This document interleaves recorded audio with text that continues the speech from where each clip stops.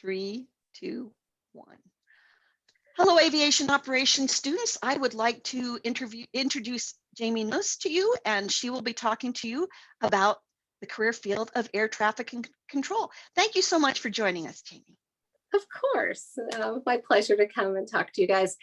So I'm an air traffic controller at San Francisco Tower in California. And what got me actually into this field was my husband started flying for fun. And he took me up on the plane and I heard the air traffic controllers. And I just thought it sounded like such a fun job. At the time I was working for the airlines. And one of the people I was working with was going to school for it. And it happened to be just about an hour and a half away from where I was working at the time, LAX. And it was a 2-year associate degree program. And so I thought about it. I went and visited a couple towers and I'm like, this is a job I want. Quit work, went full time. Back then they hired differently than they do now. It's GPA. So I tried to pick all the classes I could get good grades in and got through the program. They hadn't been hiring for years. And I lucked out that I got in just the right time that I was able to get hired in 2003. They hired a small bunch of us and then they closed it up again for a couple of years. And so people had to wait a little bit longer. And so air traffic control ebbs and flows. So they hire a whole bunch of people and then they slow down a little bit. And so we're getting to that point actually where they're going to be hiring a whole bunch of people again. A couple different reasons. They just lost a whole bunch of people to retirement. One thing that's nice about being an air traffic controller is you can retire at 50. Now you have to be in and hired and going by 31 because of that time frame, but mandatory is 56. And they gave you the option of 50. That way you could do another career if you want. So some people go into controlling, retire and start flying or something like that. That does go hand in hand with some people. And also with COVID, they had to shut down the academy. So in the next couple years, we are all short-staffed at all facilities. So there's going to be a huge hiring rush to get people through. And it takes a while. So when you get done with your schooling, it can be 3-year work experience. They also hire through a couple different schools through air traffic control. And then they also do online off the street hiring. And it's FA.org and you can go in there and you can see what they're doing. And it's always random. So if you want something like that and you keep looking, you can.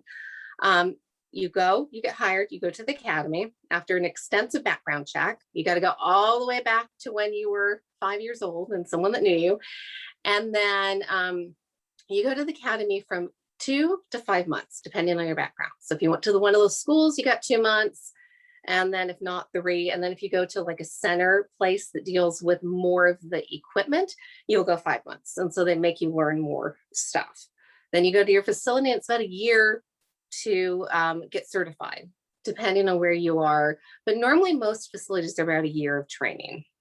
So you go through, they show you the basic stuff. And most facilities are pretty good about setting up because that's what we do most of the time. And we've got 6 people in training right now. It's a constant rotation now of people moving from one place to another. The one thing that you want to think about if you do want to become an air traffic controller is being young. It's very easy because you're not settled with the FAA. When they hire you, you go to the academy and you don't know where you're going.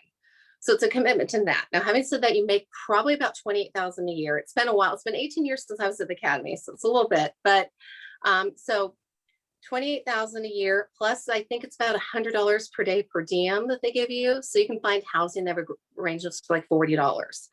So that helps with the living expenses. But when you complete the academy, that's where you find out where you're going. And so it was different when I got hired. So it could be different by the time you went through. Mine, I knew before I went. So now they give you paper. These are what we have left. And then you pick from that. And then you have 2 days to report to your facility, but then they give you 8 days. So that's one thing you want to think about with this. Having said that, pluses of this job, you can make congressional max. Average pay is $130,000, and you're getting through your training and your career progression pretty quick. And then, starting out, probably I would guess like 50,000 probably at a small tower. plus you get vacation time, which is pretty good. Basically after you get through your first couple of years, you get about 4 weeks off, and then you get 4 hours of sick leave every 2 weeks that they cruise. So they do that, and you get holidays paid, and then you get a lieu of. We have a really good union. Obviously, you guys all know about the Reagan controllers that were fired. So we don't strike, we don't do anything like that. But our union is very strong and very good, safety based. We have 2 great people that go in and work stuff out. And so if you are good with liking something different all the time, it's not the same every day. I mean, it becomes rote to an extent, but there's always different planes. There are always different things going on. The best part of the job is sunrise and sunsets in a tower, because that's where I work, and I love towers. And you sit there in the morning and you talk to your planes and you drink your coffee. And there is a certain amount of stress with the job. And so they also, the best people to deal with being controllers is if you can just let it go when you go home. And that's one nice thing about the job, is you can just let it go. I became the union rep recently, so I don't. I get calls quite a bit, which I love. But I could not ask for a better job. I love it. I love my friends. And there's a lot more females in the field than there was when I first started. I was at Livermore Tower, smaller tower in California, and I was the only female for a while. Yeah, it was fun. Some of the older guys would call me doll and stuff. I mean, it was a very sweet environment to be in. I was very lucky. And so now, it's still relatively small. I think about like pilots, like about 7%. But in my facility, I work with quite a few women. Our manager liked hiring ladies. He said it made the guys behave better, you know? But anyway, it is a great career. You can do something else after. And a lot of the pilots that the stewardess pilots that I went to school with actually switched over to this because they found out they could make more money quickly and still do pilot stuff for fun. So probably about half the controllers are actually pilots. Some have never flown, so you don't have to do that. And what's one a nice perk is if you do want to get into the aviation field, but maybe you want to do controlling and then just have, you know, your Cessna on the side. Twice a year we get fan flights, so we get to sit in the cockpit. So that's kind of fun. I do it normally to Orange County because I like flying over and seeing, you know, Catalina as you come in and stuff. So I've done the red eyes to Miami, sat in the cockpit. That's pretty long. But so you have the option to do that and to get into aviation Coast Guard rides were offered. I flew over the Fairlawns with Coast Guard. If you're in a small tower, a lot of the pilots will offer you rides. So I've gotten to fly in a Citabria, do aerobatics. I got to fly the Snoopy 2 airship. So, you know, it's a good career. Tell me kind of, I know it's not, nothing's ever completely routine, but what would a week be like for you? Okay, so week. So we have something called the Rattler schedules that we work. And so we start the week late and end it early. So that gives you a longer weekend. I mean, people have discussed changing that up, but basically work 2 swing shifts, and then I work a morning shift, and then I work a morning shift and a night shift. So basically it's a compressed week. So Sunday I go in at 2, and then on my Thursday I'm off at 6 a.m. if I do that. So you have a long time often. So in a tower situation, I work all the positions. So you start out training and clearance. And so you being aviation based, you probably guys know what flight plans are. So tell the pilots where to go, how to fly. You make sure that's issued, altitude correct, and everything like that. And if we change runways, you're responsible for making sure everything changes with that, because every runway has a different procedure that has to work. So that's your job. You start there. So you get your base. And then the next step would be ground control. And that's where you taxi your planes out to the runway into their gates. And at San Francisco, that's actually the hardest position because we don't have a lot of space. Our taxiways are very limited. We're very congested. We have to push onto our taxiway. So we have limited areas. So if you make it through ground, more than likely are going to make it through local or tower position, and that's responsible for landing and taking off. And so we're the only level 10. So all the towers have different ratings, normally from 5 to 12. Atlanta's 12, 5 is Napa, and then we're a 10.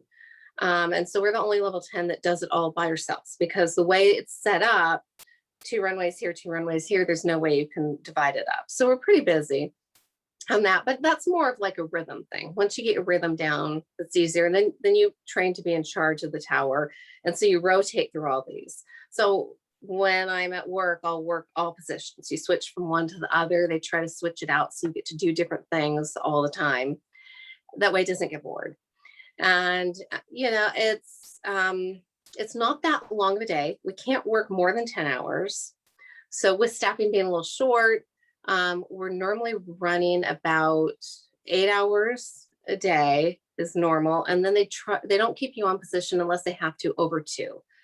And by the end of 2 hours, if you're busy during the summer, when it's nonstop planes, you're done after 2 hours. You need a break. It's like by the time that someone plugs in to get you out, I'm like, oh, thank goodness. And then when you come back up, they normally give you about 40, 45 minutes, let your brain calm down, reset, and go back, and then you're ready to go.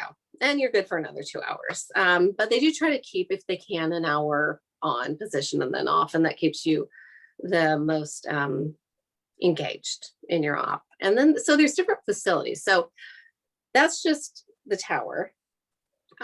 There's also the TRACONs and the centers, which basically plane leaves San Francisco and they get up into the upwind, and I switch them to the NorCal, so the TRACON.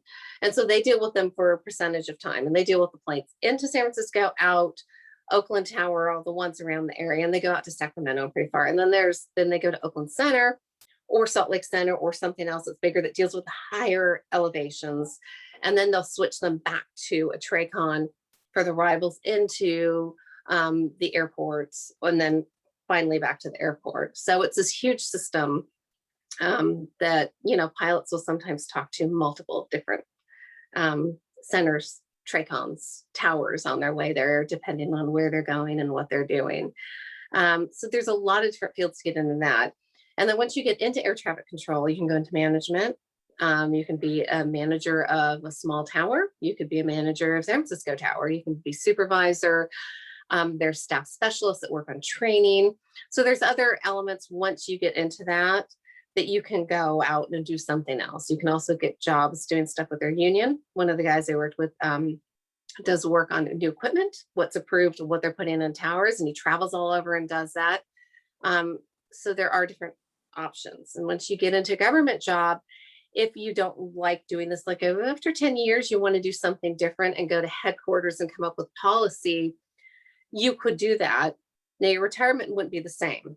You have to, as a controller, you get something called good time, and that's what allows you to go up 56 or 50.